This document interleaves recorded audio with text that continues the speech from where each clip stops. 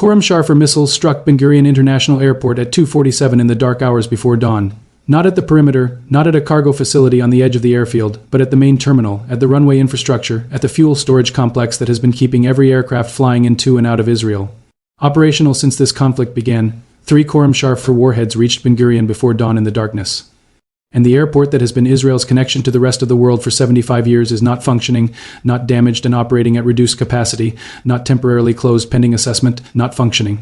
The main terminal building, which 24 million passengers passed through last year, sustained a direct warhead impact that produced structural damage visible in satellite imagery captured by commercial operators within the hour.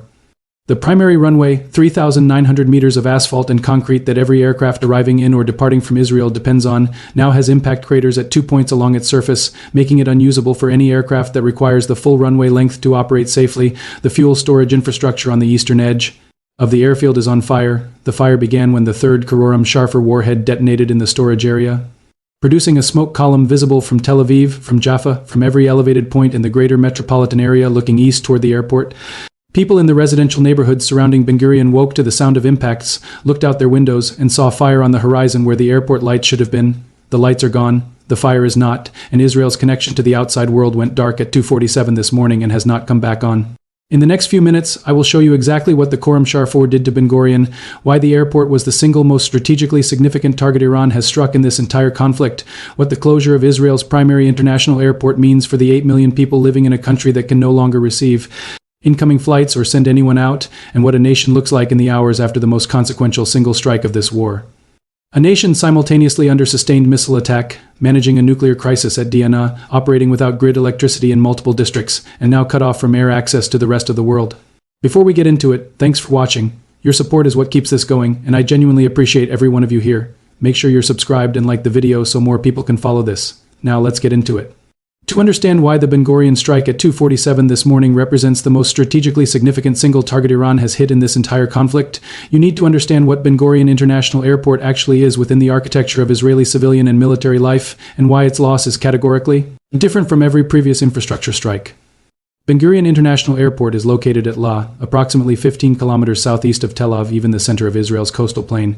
It is Israel's primary international gateway, handling approximately 97% of the country's air passenger traffic. Before this conflict, the airport's annual passenger volume was approximately 24 million people. It is the entry and exit point for everything Israel cannot produce or sustain domestically and must import by air: medical equipment, pharmaceutical supplies, high-technology components, military hardware that cannot arrive by sea within the timelines the conflict demands, and critically, it is the exit point for everyone who has been trying to leave Israel since this conflict began.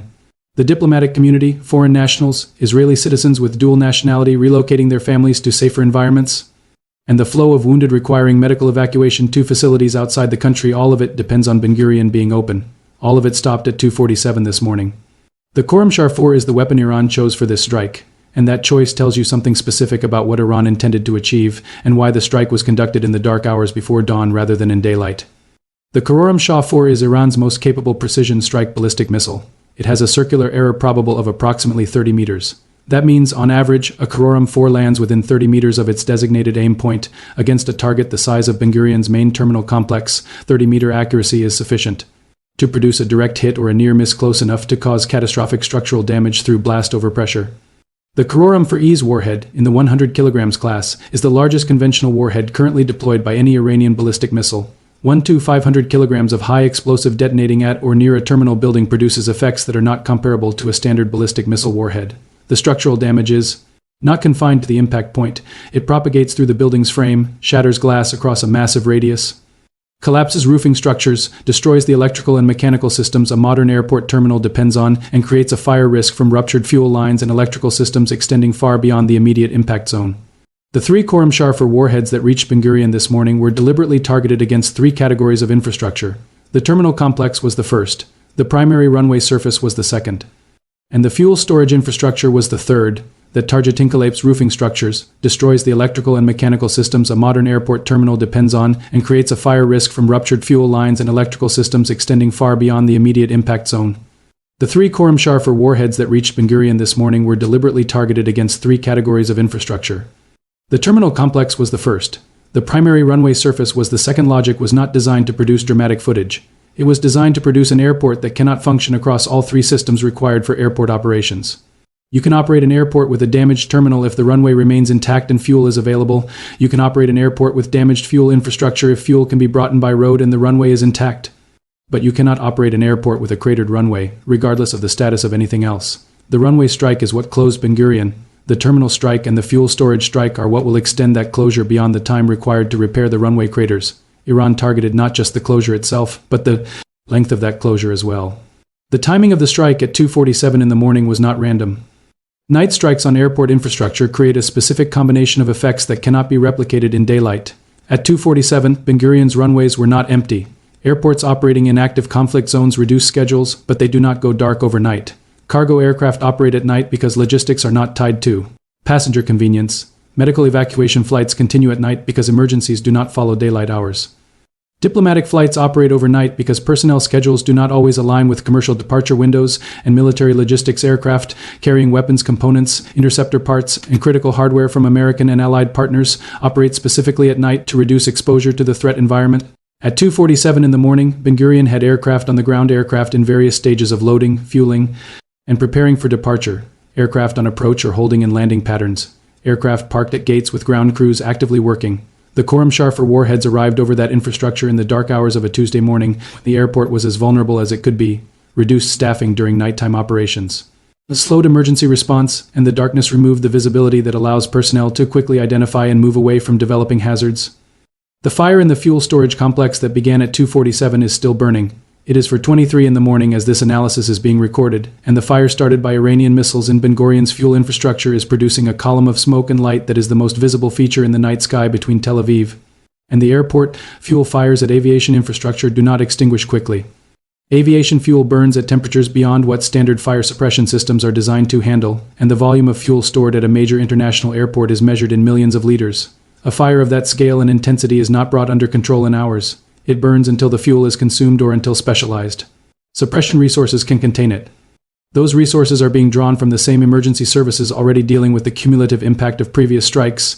The units not yet at Ben Gurion are still responding to earlier damage. Now consider what Ben Gurion being closed means for the 8 million people living in Israel. This is where the consequences of the 2:47 strike extend far beyond physical damage to a single airport. Israel is a small country with no open land borders to friendly territory. It does not border a NATO ally or a country with free movement arrangements. To the north is Lebanon, where Hezbollah just participated in a joint missile strike. To the northeast is Syria. To the east is Jordan, distributing potassium iodide tablets but not opening its border. And to the south is Egypt, which has not offered open access during the conflict. To the southwest lies Gaza, which is not a civilian transit route under any circumstances. Israel has no land route out, and it has never needed one because Ben Gurion was always open. But Ben Gurion is not open anymore.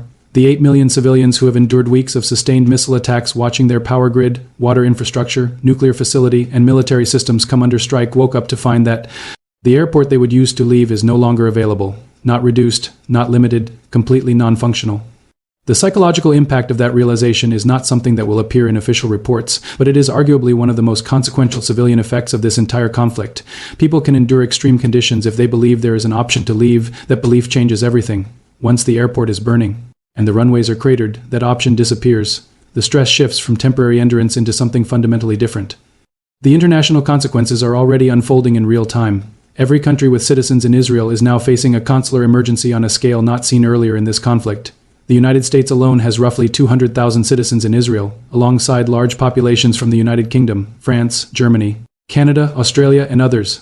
These governments are waking up to the reality that the primary evacuation route is gone. The airport that would handle repatriation is no longer operational. Each government is now assessing alternative extraction options, all of which are more limited.